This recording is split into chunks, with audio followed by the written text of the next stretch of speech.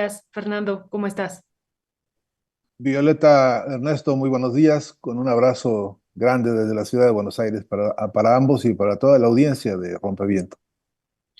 Gracias, gracias Fernando Buenabat, buenos días. Espero que vos y tu esposa estén bien. Fernando, que todo haya ido bien ahí con las atenciones que estaban ahí checando. Fernando, y sí, Gracias, sí. sí, Muchas gracias, sí, algunos episodios de atención médica, todo en orden hasta el momento, así que muchas gracias. gracias, gracias Fernando. Pues vamos a pasarle, como señalaba Violeta, tres videitos. Este, a lo mejor es muy temprano y usted dice, bueno, pues, ¿cómo pasan estos videos sin omeprazol, sin anestesia y sin nada?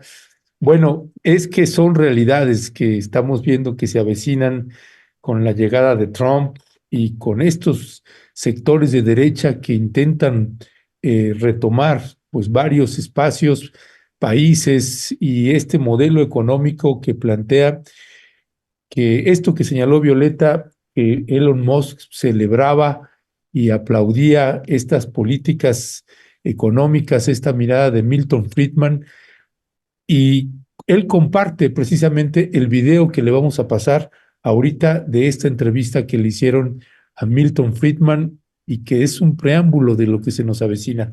Vamos a ver. Milton Friedman has told us why the government's role in our lives should be limited. But how limited? Let's ask him about the structure of the federal government itself. I have a list here of the 14 cabinet departments. Now, 14 is a lot for television, so I want to just go right down the list quickly and have you give me a thumbs up or thumbs down. Keep them or abolish them. Department of Agriculture. Abolish. Gone. Department of Commerce. Abolish. Gone. Department of Defense. Keep. Keep it. Department of Education. Abolish. Gone. Energy. Abolish. Housing. Except that energy ties in with the military. Well, then we shove it under defense. That's The little right. bit that handles the nuclear, Right, that ought to go under plutonium and defense. so forth goes under defense, but we abolish the rest of it. Health and Human Services? There is room for some public health activities to prevent contagion, such a thing as, for example. So you keep the National Institutes of Health, say, and the No, Center for Disease Control not down the in Atlanta? National Institute. Oh, no? Oh, those are mostly research agencies. No, that's a question of whether the government should be involved in financing research. And the answer is no. Well, that's a very complicated issue, and it's not an easy answer with respect to that. We'll eliminate half of the Department of Health Yeah, and Human something Services? like that. Okay, one half. There we go. Housing and Urban Development? Out. Oh, didn't even pause over that one. Department of the Interior? Oh, well, but housing and urban development has done an enormous amount of harm. My God. If you think of the way in which they've destroyed parts of cities under the rubric of eliminating slums. Jack Kemp. You know, you remember that Martin Anderson wrote a book on the federal bulldozer describing the effect of the urban development. There have been many more dwelling units torn down in the name of public housing than have been built. Jack Kemp has proposed selling to the current inhabitants of public housing their unit, their townhouse, their apartment, for $1 a piece, and just shifting the ownership to the people who live in If you got rid of the Department of Housing and Urban Development, it would be worth doing that. All right, done. That's gone. Department of the Interior, your beloved National Park Service. Well, given the problem there is, you first have to sell off all the land that the government owns. But that's what you should do. But it could be done pretty quickly. It could be done. The whole You series of should do options. that. There's no reason for All the right. government to own. The government now owns something like 1/3 of all the land in the country. And that's too much. Should go down to zero. Should go down to, well, not entirely zero. They ought to own the land on which government buildings are. Okay, terrific. Department of Justice, Oh, yes. keep that one. Keep that one. Labor, No. gone. State, Keep. keep it. Transportation, Gone. gone. The Treasury, You have to keep it to collect taxes. all right, collect taxes through the Treasury. Veterans Affairs, You can regard the veteran affairs as a way of paying essentially salaries for services of those who have been in the armed force, but you ought to be able to get rid of it. You should be able to by pay it off. Pay it off. Pay off lump sums, perhaps. That's right. And just get rid of it. Okay, Milton Friedman, if you are made dictator for one day, the next day the American government... No, I don't want to be made dictator. You wouldn't? I don't believe in dictators. Okay. I believe we want to bring about change by the agreement of the citizens. I don't believe in arbitrary rule. Let me put it this way then. If we can't persuade the public that it's desirable to do these things, we have no right to impose them, even if we had the power to do it. All right.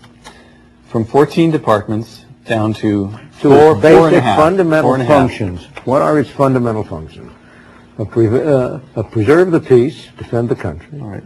Provide a mechanism whereby individuals can adjudicate their disputes. That's the Justice Department. Protect individuals from being coerced by other individuals. The police function. Right. And now, this is both the central government and the state and local governments. The police function is primarily local and central. Right.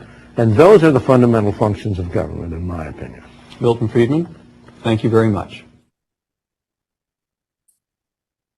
Violeta.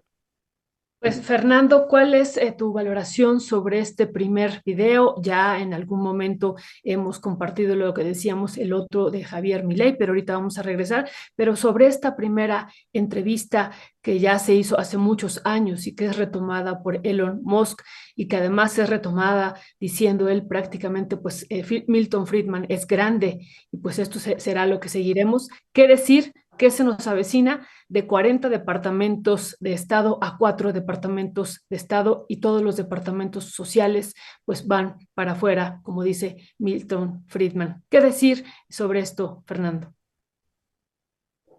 Pues para decirlo muy sintéticamente, a estas horas de la mañana, como decía Ernesto, acabamos de ver a un tipo absolutamente cínico y morboso, obsceno.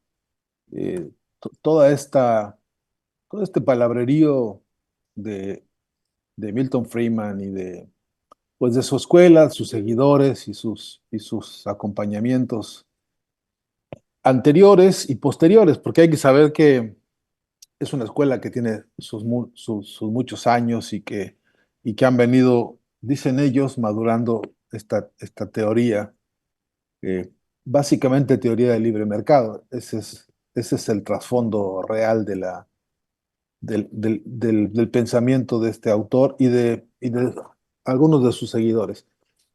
Hay que decirlo con profundidad también, porque no nos olvidemos de que esta posición de personajes como Friedman y luego, desde luego, como Donald Trump, y lo que ya Milei viene haciendo y repitiendo en Argentina hace 9 meses, porque esto que ya ustedes han mostrado y que han ejemplificado de cómo aquí se ha pretendido destruir la estructura del Estado, como lo ha hecho Milei, pues es el proyecto que él imita de Donald Trump ya en su primera edición, ¿no? En su primera presidencia. Es el proyecto que sueña imitar también Bolsonaro. Es el proyecto de una ultraderecha que está desplegando hoy una guerra interburguesa. No se nos olvide de que todo este debate de la destrucción del aparato del Estado, como lo piensan ellos, es la destrucción del aparato del Estado burgués para llevarlo al extremo de la derecha. No hay un solo pensamiento revolucionario en nada de lo que estamos escuchando. No hay una propuesta de perfeccionamiento del papel del Estado subordinando a los intereses realmente de la sociedad, que participa directamente de su financiamiento y de las decisiones que deberían ser democráticas, en todo caso, para el rol del Estado, ¿no? Estos personajes con sus teorías así de obscenas como son, no tienen una preocupación real por la sociedad, por la población, por los pueblos, pues no están pensando en adelgazar al Estado para mejorar las condiciones de la sociedad. Están pensando en liberar al mercado, están pensando que el Estado no tenga intervención en las regulaciones, en ningún tipo de regulación de los privados, de los empresarios. Están pensando en un Estado que se dedique a recoger dinero, que se dedique a financiar vigilancia, seguridad para ellos, para las empresas, para las burguesías. Están pensando en un Estado reducido a su mínima expresión, pero la mínima expresión que esté al servicio de ellos, no al servicio de los pueblos. De manera que lo que estamos viendo aquí es un espectáculo, repito, pornográfico de hipotéticos autores o teóricos economistas que lo que único que están haciendo es decir verdaderas, con todo desparpajo, con toda impudicia, con toda impunidad, exhibiendo la verdadera ideología del asunto, que es el libre mercado. Y hay que decirlo para advertir a toda la audiencia, Violeta, Ernesto, hay que decirlo, enfatizarlo. Toda vez que están pensando en desaparecer ministerios o secretarías de Estado, están pensando en entregárselas a sus compadres, están pensando en repartírselas entre ellos.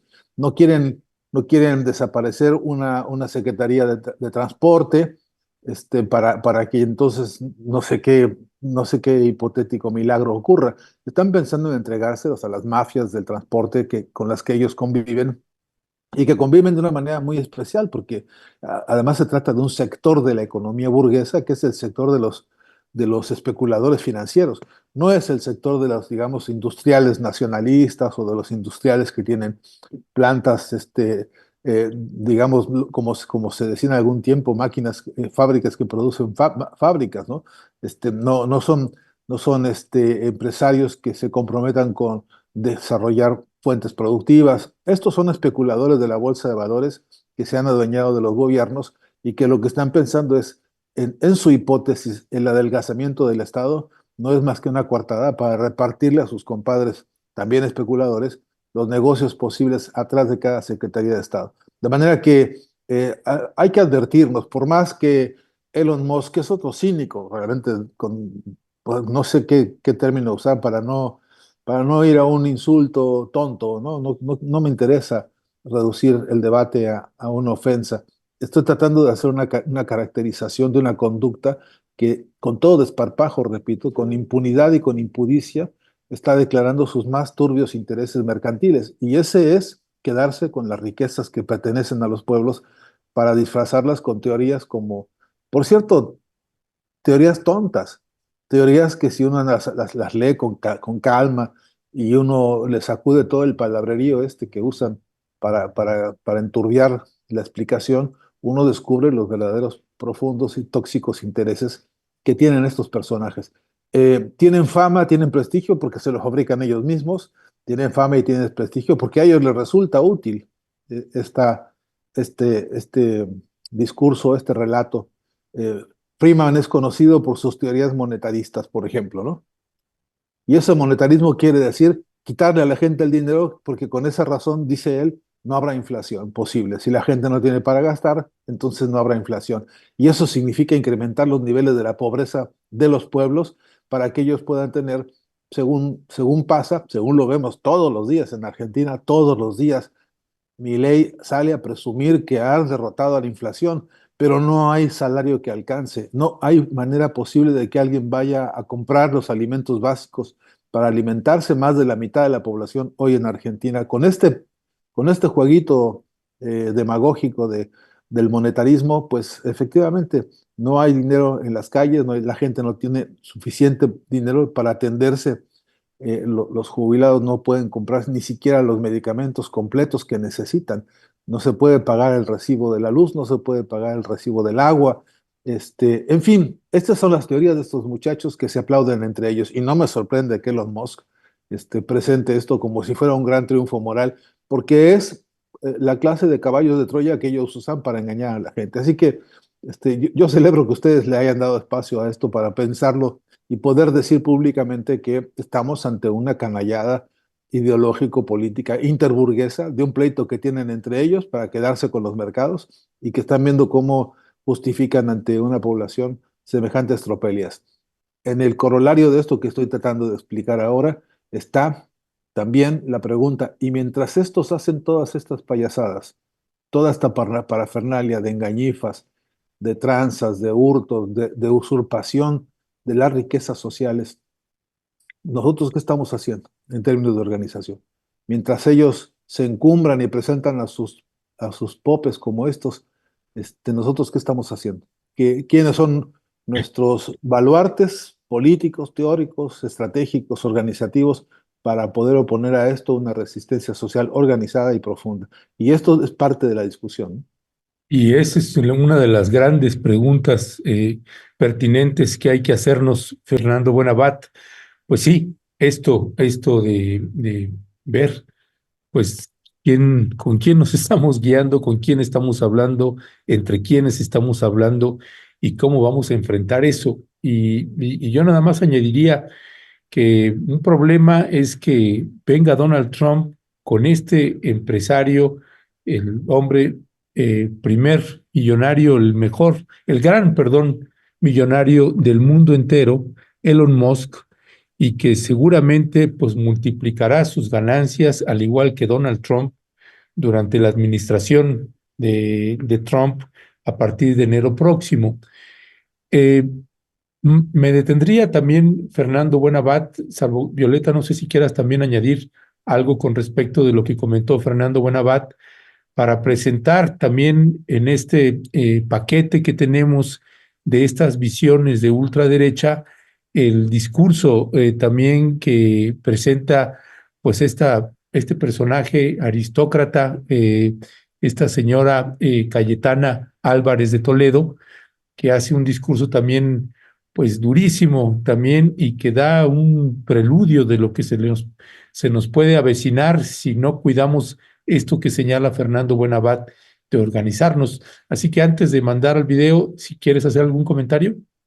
Sí, Ernesto, pues habíamos aquí platicado sobre estos nombramientos que estaba haciendo Donald Trump y bueno, pues hubo algunas opiniones de que no, realmente no iba a tener ningún efecto haber nombrado a Elon Musk como parte de este departamento de eficiencia gubernamental, porque bueno, pues es una parte que se ha creado o algo desde fuera, incluso así se ha planteado, ¿no? No va a ser parte de esta estructura gubernamental, sino pues es un nombramiento que estará acompañando al gobierno, pero no olvidemos, Ernesto y Fernando, y con eso yo cerraría para ir a ver el otro video, que el día que se le nombró, dijo Donald Trump que esto tenía como objetivo crear un enfoque empresarial para el gobierno nunca antes visto.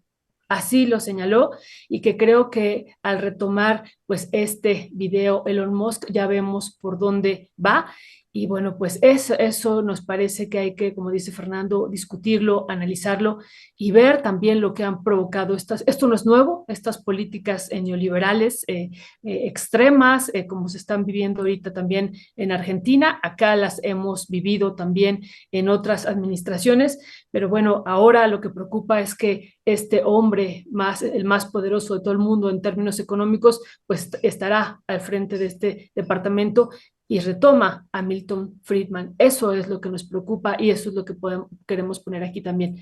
Pero bueno, vamos a ver este otro video, Ernesto, Fernando y audiencia, si ustedes están de acuerdo, de estas declaraciones que también ha hecho Cayetana Álvarez y después podemos tejerlo incluso con este otro video de Javier Milei. Sí, Vamos a ver. nada más añadiría antes del video, pues Cayetana Álvarez de Toledo, que es considerada aristócrata y es diputada del Partido Popular. Y aquí adquiere relevancia la batalla que están dando las compañeras y compañeros de Podemos, también haciendo críticas fuertes al presidente Pedro Sánchez del PSOE por conducirse como si fuera del PP en varias decisiones de políticas de Estado que están tomando en España.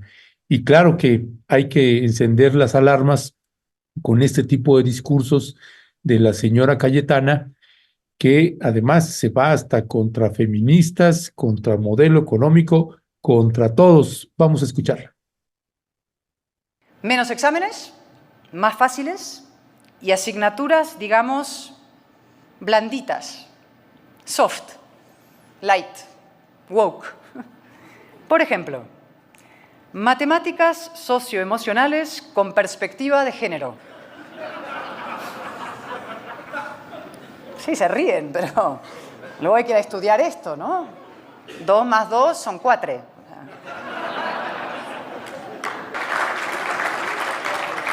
Y con esto vamos a competir con los chinos, con los coreanos y con cualquiera, ¿no?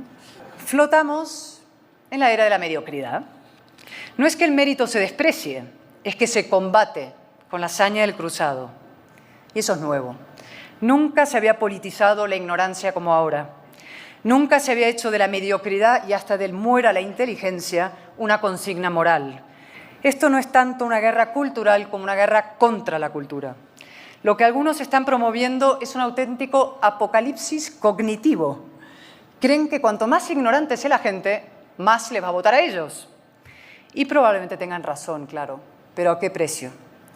La ignorancia es el combustible del populismo y el populismo es incompatible con el progreso. Nada sirve más a un joven que el estudio, el esfuerzo, el conocimiento y los libros. Y nada paraliza más que el victimismo y la ficción de los derechos infinitos. El populismo es pan para hoy y hambre para mañana. A los jóvenes hay que dirigirse como adultos, es decir, respetando su inteligencia, diciéndoles la verdad. Y la primera verdad, la más difícil pero conmovedora de las verdades, es que su destino está en sus manos, no en las de ningún político, ni de derechas ni de izquierdas, tampoco en las del Estado, en las suyas. Solo hay una cosa más perjudicial para el pleno desarrollo de un joven que el papá Estado. El Estado mami. O peor todavía, el Estado mimo. El Estado de los mimos y cuidados integrales que prometen los populistas como si el dinero público cayera del cielo. Spoiler, no cae. El Estado no es un manantial de recursos infinitos ni debe serlo. No se acaba con la desigualdad igualando a todos por lo bajo y no se lucha contra la pobreza destruyendo la riqueza. Al revés, exactamente al revés. Violeta. Fernando, pues qué decir ahora sobre este segundo video que lo podemos tejer con el anterior. El Estado, lo más perjudicial que hay, diciendo ella, este Estado mami, mimo, papi. Y bueno, pues siguiendo esta idea que teníamos, ¿qué decir, Fernando Buenavaz? Primero hay que decir que estamos escuchando a una súbdita de un rey, ¿no? Que son las palabras de alguien que rinde en pleno siglo XXI pleitesía a una monarquía. Y eso ya es tan, solamente por mencionarlo, es tan aberrante que, que la señora Cayetana pues debería llamarse a silencio en la medida en que no tiene capacidad siquiera de libre voz, ni de libre pensamiento, ni de libre acción.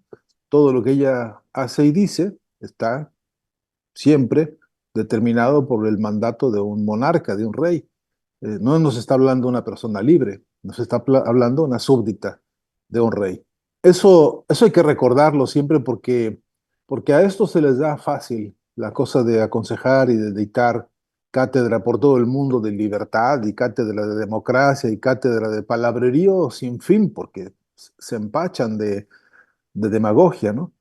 Eh, la anorexia intelectual de estos personajes es verdaderamente preocupante porque encima asumen un tono doctoral, asumen un tono didáctico como si tuviesen algo que enseñarnos ellos a nosotros en el mundo, especialmente en la América Latina, en la patria grande, como si no tuviesen que llenarse estos de vergüenza por la cantidad de crímenes y genocidios cometidos contra pueblos originarios, como si no tuvieran ellos una historia realmente turbia y sucia, de la cual tienen que hacerse cargo de una manera o de otra. De modo hay que definir con quién estamos ahora reflexionando a propósito de qué dichos y de qué discurso y de qué propuesta, ¿no? Eh, con todo y eso, haciendo un ejercicio de respeto por los derechos fundamentales a la libre expresión y considerando que esto nos permite a nosotros revisar no solamente lo dicho y cómo lo dice, a nosotros tiene que advertirnos muy claramente que si este es el discurso con que quieren justificar la presencia de las empresas españolas en América Latina, saqueando y saboteando todos los recursos naturales, como lo han hecho históricamente con la luz, con las empresas de luz, como lo han hecho y como se han infiltrado en los negocios financieros y bancarios, como lo han hecho y lo han manipulado en la penetración ideológica de muchas iglesias. En fin, si este es el discurso con el que quieren convencernos de que ellos tienen la razón, de que tenemos que agradecérselos incluso, que tenemos que aplaudirlo y que además tenemos que dejar a nuestros hijos como herencia semejante discurso, pues vayamos viendo con toda honestidad que esto es, y hoy por hoy es inaceptable. Porque no se atreven a hablar con sinceridad. Este es el asunto. Esto es un fraude discursivo. Esto es en realidad un fraude narrativo, porque no te dicen exactamente a cambio de su palabrerío, qué quisieran. No son capaces de explicar a qué clase de negocios están apelando y por qué clase de negocios están dando batallas ellos territoriales en toda América Latina. Y esto a mí me parece que es el meollo del problema. La base estratégica para nosotros es transparentar el financiamiento de la política, transparentar a fondo cómo se quieren mover los dineros a través de la política. Este anhelo que ellos tienen de constituirse en fuerza política para tomar decisiones no es más que el anhelo de manejar las cajas, de manejar los fondos, de manejar los presupuestos, de manipular a su antojo los dineros con que después ellos se cobran y se pagan de un lado y de otro del escritorio. No se nos va a olvidar jamás, como ha pasado en México, el FOBAPROA, que es el resultado de una cantidad de asaltos a mano armada contra la población, que hoy seguimos pagándoles a ellos, entre otros, ¿no? No se nos va a olvidar lo que han hecho con Argentina y lo que han hecho con Brasil, y lo que han hecho con Perú, lo que han hecho con Colombia, lo que han hecho con Venezuela también, y que representa un saqueo, pues perdóname la palabra, pero un saqueo monstruoso, un saqueo de verdad incalculable hoy, ni en términos de cifras, ni en términos de costos sociales, de costos humanos. De manera que em, nosotros tenemos que estar muy alertas ante este palabrerío. Tenemos que desarrollar pensamiento crítico de fondo para saber que por más que hablen y adornen y hagan piruetas verbales y etcétera, lo que en el fondo están queriendo es quedarse con las riquezas naturales de nuestros pueblos y quedarse con la mano de obra barata. Eso es lo que realmente quieren. Y además quieren que sea un mercado libre para ellos, un mercado a lo que ellos llaman libertad, es con toda libertad llegar, con toda libertad sacrificar a la gente, esclavizar a la gente, trabajarla hasta deslomarla, trabajarla hasta desollar a la gente, sin derecho a la educación, sin derecho a la salud, sin derecho a la vivienda, y después levantarse con todo el dinero e irse para sus respectivos países, paraísos, ¿no? Monárquicos como el de esta señora, y dejarnos a todos en la miseria después de habernos saqueado. Es esa historia.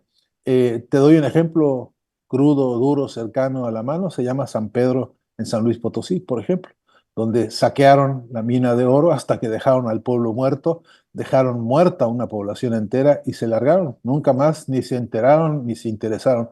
Volvieron después, por algunos contubernios, a darle una vuelta más de tuerca al saqueo y sin embargo ahí tienes todavía. Y el tendal es el mismo en todo el país y en toda América Latina. De modo que por eso es que, discúlpame lo reiterativo, pero a mí todo este análisis, si me quedara solamente con la queja, o si nos quedamos solamente con la denuncia, o con el señalamiento, o con la rabia, ¿no? Apretándonos en las quijadas, este, haríamos muy mal para la salud propia y para la salud de todos. Y lo que tenemos que hacer es interpelarnos, sí, y mientras tanto, ¿qué estamos haciendo? Porque mientras tanto, por ejemplo, en Argentina, mientras Milei está destruyendo como está destruyendo al país, tienes una oposición totalmente desarticulada, incapaz de conformar ni siquiera un frente crítico para el análisis, para la difusión, ni siquiera un espacio para poder desmenuzar lo que realmente, cómo se están comportando día a día estos canallas, ¿no? No estamos teniendo una fortaleza crítica, no tenemos una estructura de medios de comunicación en ningún lugar de América Latina. Todavía no somos suficientemente fuertes para tener una unidad comunicacional que construya clamor contra estas cosas, ¿no? De modo que hagamos, creo que es saludable el esfuerzo de, así como hacemos la crítica, también hagamos la autocrítica en simultáneo. Gracias, Fernando Buenabat. Pues precisamente estábamos viendo ahorita el video de Javier Milei, que otra de las particularidades que tiene también, pues es que cuando está con estos personajes, sea en Reino Unido, o sea con Elon Musk o con Donald Trump, pues se hace así, ¿no? Se reduce de manera notable e importante. ¿Qué explicación tendrías ahí, Fernando Buenabad, en esto que señalas que esta incapacidad que se está teniendo en Argentina de poder hacerle frente a esta situación, a este gobierno de Javier Milei? ¿Cuál es el razonamiento, la explicación que tienes frente a esto? Porque pareciera que, pues, contradiciendo la teoría de Immanuel Wallerstein, que cuando hay gobiernos de extrema derecha, pues hay mejores posibilidades de organizarse. ¿Por qué no está sucediendo eso en Argentina? ¿Y cómo verías en ese sentido a México? Eh, la pregunta verdaderamente compleja que acabas de hacer, yo no tengo una respuesta única y suficiente, pero tengo una aproximación muy general y creo que hay que verlo la película completa, ¿no? Porque si nos detenemos en el episodio reciente, en Argentina, por ejemplo, de 9 meses para acá, eh, y no tenemos contexto, lo más seguro es que irrumpamos en alguna serie de afirmaciones, quizá más o menos acertadas y seguramente algunas muy descabelladas. Pero si tú tienes un país, por ejemplo, que alguna vez se llamó la Atenas de América, porque el nivel cultural y de formación de los argentinos durante mucho tiempo fue un prestigio que producía orgullo a los propios argentinos. Ya no el orgullo que tuvieron por ser un centro de desarrollo intelectual y cultural, editorial incluso muy importante, pasó a ser orgullo por meter goles. Hay una decadencia enorme en términos de la conformación de noción y de identidad de un Estado que crece por su capacidad educativa y su conciencia histórica, y otra cosa es países que se enorgullecen por episodios tan, tan, tan, eh, tan etéreos, diría yo, como los campeonatos de fútbol o algunas otras anécdotas deportivas. Eh, entonces, ¿por qué es posible eso? Porque la crisis de formación educativa en el país es un dato severo, porque a eso se dedica el modelo, las estrategias de la burguesía necesitan pueblos ignorantes, pueblos abandonados de su propia identidad de clase, arrebatados a su propia identidad de clase y subordinados a una identidad que no les pertenece. Síndrome de Estocolmo económico, si me permiten ustedes semejante expresión. Aquel que es capaz de amar pasionalmente a su torturador, a su saqueador, y aplaudirle a rabiar y reconocer que siempre han tenido la razón de maltratarnos como nos maltratan y además creer que ese es el mejor patrimonio que tenemos para nuestra prole. Esta estructura tiene una película larga que se ha venido cocinando con el proyecto neoliberal sistemáticamente. Por ejemplo, nos arrebataron las materias de filosofía de todos los centros de formación. Por ejemplo, desaparecieron de las escuelas primarias, secundarias, preparatorias y universidades la formación filosófica básica que alguna vez tuvimos hasta como con orgullo para reconocer a nuestros pensadores. Hoy eso es un faltante severísimo, pero así como falta eso, falta el conocimiento de la historia. Hay por lo menos te lo digo porque vivo aquí, porque conozco aquí, porque convivo permanentemente con ámbitos universitarios. Hay gente que no entiende qué cosa es Mesoamérica. Les hablas de Mesoamérica y creen que es el Cancún y las playas y el turismo. Y no son capaces de reconocer a las 5 grandes civilizaciones mesoamericanas, olmecas, toltecas, mayas, aztecas, huastecos, incapaces de reconocer más de 45 pirámides construidas en una zona en la que hubo un esplendor civilizatorio hasta el imperio inca. Entonces, si el faltante histórico es tan agudo, si nos han extirpado la noción de la historia, de la noción de clase y la noción, por cierto, de principio de defensa de tu identidad histórica, la película empieza a aclararse porque resulta que hoy tienes, a cambio de tus importantes tradiciones, y no soy un conservador en ese sentido, pero sí que entiendo las raíces y sí entiendo la dialéctica histórica, si eso ha sido cercenado para ponerte a cambio modelos incluso musicales, ¿no? Incluso de la educación sentimental llena de odios, de revanchas, de celos, de traiciones, de engaños, bueno, lo que ha sido la cultura telenovelera y la cultura del cancionero popular de Miami, ¿no? Por cierto, alguna vez hay que trabajar a fondo esta máquina de brutalidad emocional contra los pueblos. En fin, el asunto es que el producto que tenemos hoy, para que brille un personaje como Milei, tú necesitas haber aniquilado todos los demás paradigmas de la formación política. Tienes que haber desaparecido del imaginario de un electorado que votó por él. Por cierto, la mitad del electorado, no la mitad del país, no la mitad de los argentinos, la mitad de aquellos que están registrados para votar, eligió esto por esa razón. Y a eso un añadido, el fracaso de la propia burguesía con sus partidos y sus formaciones políticas, que no cumplió con lo que prometió, que no hizo lo que tenía que haber hecho, que no atendió las necesidades que tendrían que haber sido atendidas y que además se exhibieron también como parte de una burguesía, la peor burguesía que hemos conocido, porque se exhibieron en espectáculos de corrupción, porque se exhibieron en espectáculos de, de, de, de dispendio, de gastos excesivos, de lujos ante los pueblos que están padeciendo necesidades brutales. No se resolvió el problema de la vivienda, Ernesto, Violeta, en este país, en Argentina. Hablo ahora como este ejemplo cercano, doloroso, terrible, crudo, en el que tenemos estas figuras gobernando. Eh, no se resolvió el problema de la vivienda y tenemos hoy en las calles de la ciudad de Buenos Aires mucha más gente durmiendo por las noches, pidiendo algo para comer, con la desesperación que eso implica. Y no solamente en la ciudad de Buenos Aires, en el país entero. Y mientras tanto, el presidente dice que la economía está en el mejor momento histórico, que los salarios están por encima de 1.000 y tantos dólares, es vendiendo una ficción que solamente es posible ante un pueblo que tiene anorexia informativa, ¿no? Que tiene verdadera déficit de nutrición informativa, que no tiene quien realmente le provea la información que no es solamente noticieros, la información que construye conciencia, la información que da bases para poder organizarse.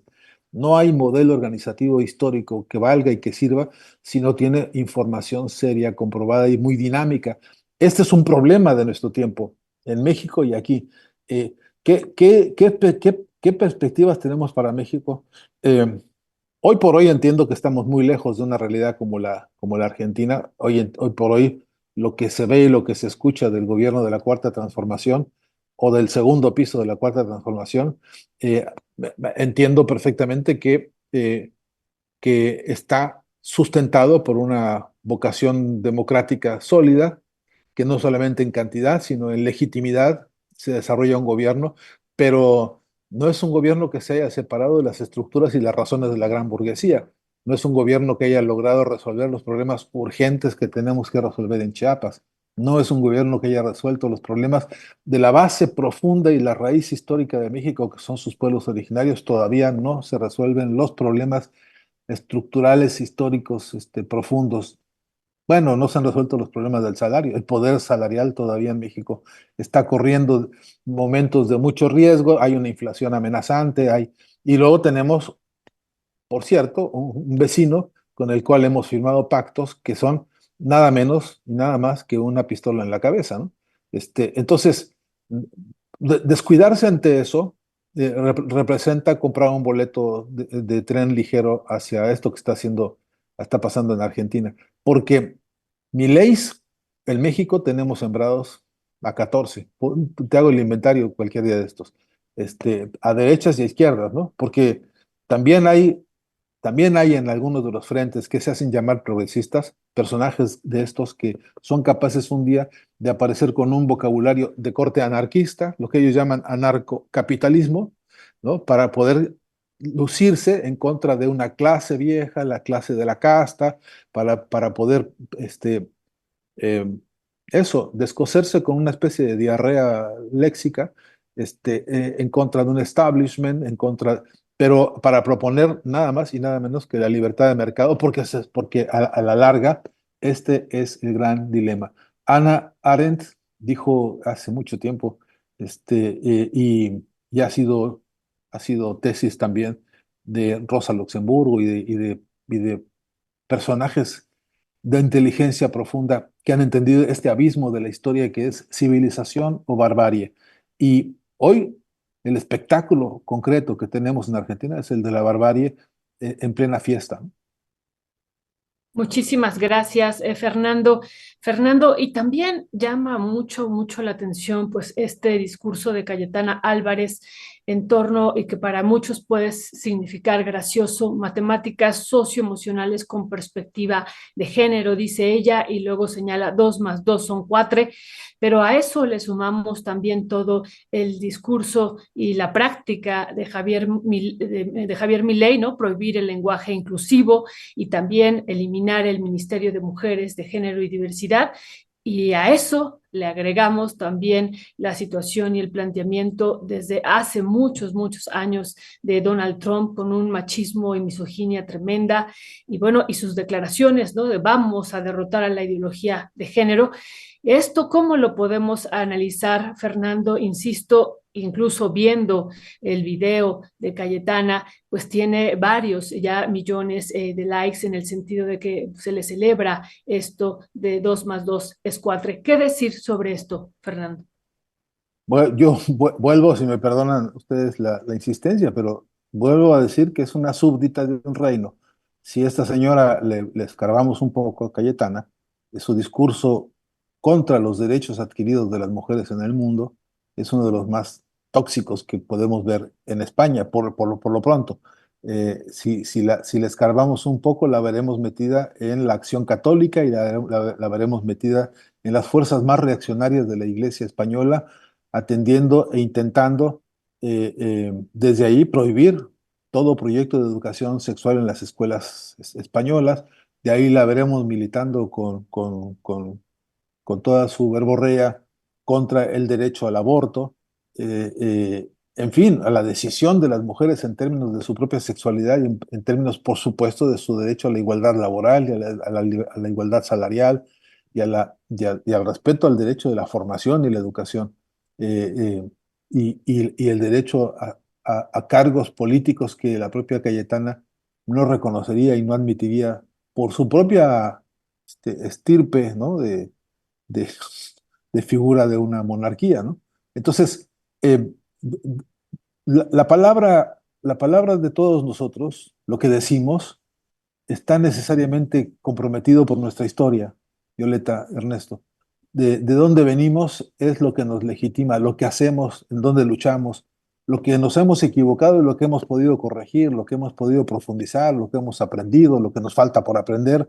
Eso legitima lo que decimos y cómo lo decimos. Si alguien como esta persona se permite hacer burlas sobre iniciativas pedagógicas o iniciativas incluso de modificación del enfoque y de la actitud frente a a la educación físico-matemática, y eso le sirve para hacer chistes. Bueno, en buena hora si el chiste es bueno y si alguien lo celebra, cosa que no me ocurre a mí, ¿no? Pero si alguien se lo celebra, será porque hay alguna coincidencia más que por el humor, por la clase social y por los intereses que representa. No me sorprende que tenga millones y millones de votos. De verdad que Sí. no me sorprende, porque no me sorprende que Milei haya ganado la presidencia de un país en el cual primero han arrasado, sobre tierra arrasada, es posible que salga cualquier hierba, ¿no? Pero también es cierto que vuelve a interpelarnos a todos nosotros el hecho. Perdónenme ustedes si yo soy excesivamente insistente en esto, pero si mientras tanto nosotros no hemos podido resolver los problemas de la estructura educativa, por ejemplo en México, ¿no? Tenemos problemas históricos con el aparato educativo mexicano. La estructura de la formación en México tiene rezagos espantosos en términos pedagógicos, didácticos, en términos de la propia definición de qué educación para qué necesidades sociales concretas. Y luego el espanto de una burocracia monstruosa que parece, decía López Obrador, una metáfora que me gustaba mucho, es cómo levantamos al elefante, ¿no? ¿Cómo hacemos que se mueva el elefante?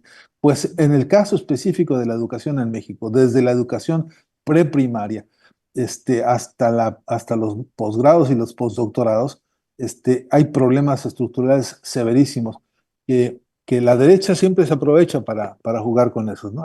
Acá en Argentina, con ese pretexto de no poder mover al elefante, Milei lo primero que hizo fue recortar los presupuestos a todos los niveles y está ocasionando desastres espantosos. Es falso que con eso le corta la caja a sectores que están amafiados en algunos sectores universitarios desde hace mucho tiempo y que tienen que tienen a las facultades, a las escuelas como su coto de poder y no pasa nada que no sea lo que decida un decano o un director. Es posible, pero eso no tiene que discutirlo este tipo, lo tiene que discutir la propia comunidad universitaria, que debe tener, por supuesto, los cauces y los modelos organizativos para depurar su propia estructura académica, en el sentido de la operatividad, pero también en el sentido de la definición académica y pedagógica y didáctica. Los contenidos son el alma mater del problema educativo, lo sabemos históricamente, y los contenidos están huérfanos en casi todo el continente de lo que es el subsuelo, para llamarle de alguna forma, la placa tectónica sobre la que descansa toda la estructura social de América Latina. Se llaman pueblos originarios, están ausentes de la formación y de la información. Esa capa tectónica que es la tradición de usos, costumbres, de herramientas, de hábitos, de lenguas, de ciencias, de artes, de cosmovisiones, todas están sesgadas y no representan la base estructural de lo que es todo el constructo social y político de América Latina. Y entonces tenemos una solución, que es poner a un señor como el señor Delgado, de secretario de Educación Pública en México, habiendo 300 otras personas que podrían, por su lucha, por su nombre, por su historia, por su conocimiento, por su tradición, estar organizando un proyecto realmente de cuarta transformación, de quinta transformación para México. Y así podríamos recorrer, ¿no? Secretaría de Estado por Secretaría de Estado, para ver las oportunidades que estamos perdiéndonos por privilegiar el nombre, el membrete, el nombramiento o el grupúsculo al que representan los encargados de las secretarías de Estado, antes de representar la problemática real del país. Esta es una discusión de fondo frente al aparato del Estado, es una discusión de fondo frente a la realidad política histórica de México, pero también es una interpelación profunda, Violeta, profunda, porque en todo este esquema las mujeres no están teniendo papel decisivo en un gobierno presidido por una mujer. Y esto, a mi entender, es una de las contradicciones aberrantes, por urgentes, pero sobre todo porque pica los ojos la realidad. Hay en el campo de la educación en México las generaciones de mujeres que han sido auténticamente revolucionarias en los liderazgos, en las acciones, en las metodologías, en la historia misma de la educación mexicana, es abrumadora y sin embargo no está siendo hoy la que dirige el proyecto transformador, ¿no? Y así podríamos decir, puedo ponerte el ejemplo en el mundo de la comunicación, por ejemplo, o en el mundo de la investigación, de la crítica de la cultura o de la semiótica, en fin. Digamos que los tantos iguales, para ponerlo así en una especie de equilibrio falso, pero si se tratara de 50%, lo que llaman ahora equidad de género, está muy lejos esa realidad de estar incidiendo realmente sobre la comprensión de los problemas y la solución de los problemas en base a la lucha desplegada y al conocimiento desplegado por las mujeres. Entonces, ahí hay un saldo que yo no veo ni un plan de lucha, ni un programa de la propia Cuarta Transformación que nos diga a todos con toda claridad, en los próximos 6, 9 y 12 meses, el proyecto de incorporación de las fuerzas transformadoras impulsadas por las mujeres en México va a cobrar este protagonismo para resolver esta lista de problemas. Eso no lo vemos todavía. En términos de gestión gubernamental, no se ve. Nos apantallan con que Elon Musk va a ser el dinamizador de no sé qué. Lo único que va a hacer el señor es privatizar todo lo que pueda privatizar. Ese es el trabajo que ya se está haciendo en Argentina. Y una de las grandes cosas de ese proceso de privatización, prendo una alarma si me permites, si ustedes me permiten, pero es quitar a las mujeres del escenario de los grandes cambios. Eso es lo que sí se está haciendo. Y, y, y eso es quizá uno de los grandes riesgos en México, si no nos ponemos atentos, porque la cuarta transformación, pues ahora lo revisamos, ahora el 20 de noviembre, ¿no? Eh, no hubiera habido revolución posible. La revolución mexicana no se hubiese iniciado jamás sin el concurso, el soporte, el sustento y la lucha que las mujeres dieron y dan permanentemente desde abajo, sin ser las protagonistas, sin ser las de la foto, sin ser jamás las que son motivo del homenaje, ¿no? De la celebración en los monumentos, pero son la raíz, la razón de un montón de movimientos y de frentes que nunca han sido reconocidos como debe ser.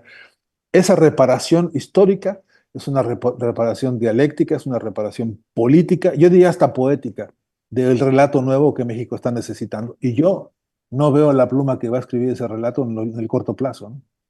Mm. Pues todo un tema ahí, Fernando Buenabad, que le vamos a dar seguimiento, por supuesto, y a propósito de los nombramientos de secretarias, secretarios de Estado, hablando de los Estados Unidos, y con esto despedimos porque vamos a entrar a la mesa con nuestra querida Jesusa. Pues la nueva secretaria de Educación de los Estados Unidos, tenemos un video solo para usted de lo que pues se avecina para la educación de los Estados Unidos. Vamos a ver a la nueva secretaria y regresamos a despedir a Fernando. You're simply a conniving. What? That's her mother! Oh! Stephanie struck her mother down! Stephanie slapped her own mother! Oh my God. You're hurting me. Oh, who's the worst? Pues bueno, ahí está la secretaria que se estaba levantando después del bofetadón en estos espectáculos. La secretaria de Educación, Fernando Buenabad, estos espectáculos pues dignos de Donald Trump, que es lo que se avecina para los Estados Unidos. Y tenemos que cortar, Fernando, pero ¿con qué te despedirías así brevemente de estas imágenes finales que vimos? Es muy coherente, la verdad que no podemos nosotros negarles coherencia. Mira, Zelensky, el payaso que fue antes de que se convirtiera en lo que se ha convertido ahora. Mira, a Milei no hay que hacerle mucha vuelta. Antes de ser presidente era un payaso de programas de televisión, hay que verlo disfrazado de cualquier cantidad de cosas. Es el sello de la moda, es el sello, digamos, es un signo de los tiempos en la política de la derecha y la ultraderecha. No me sorprende, la verdad que son bastante coherentes. Lo que no quiere decir es que dejen de ser realmente vergonzosos para un mundo que está necesitando otra realidad, que está necesitando otro tipo de relato y que está necesitando que nosotros seamos capaces de organizarnos para construir algo que no sea semejante vergüenza, ¿no? Gracias mil, Violeta, muchas gracias, Ernesto. A la orden siempre. Saludos a todas y todos. Al contrario, querido Fernando, un fuerte, fuerte abrazo y ya estaremos también discutiendo, ya lo empezaste a hacer aquí tú muy bien, lo que está pasando en Argentina en términos económicos, que es una pregunta recurrente de los estudiantes de economía de este país. Ellos dicen, está teniendo mucho éxito, pero me parece que hay que analizarlo a profundidad, como tú lo estás haciendo muy, muy bien, querido Fernando. Abrazo. Solo una línea. Hay que preguntarles si a quién le está yendo bien. Claro. Hay que ser capaces de explicar. Porque sí hay algunos que están muy felices y muy contentos y les está yendo muy bien, pero hay que ponerle nombre y apellido y eso es parte del trabajo de los economistas también. Un abrazo grande. Fuerte abrazo. Gracias, Fernando. Fuerte abrazo.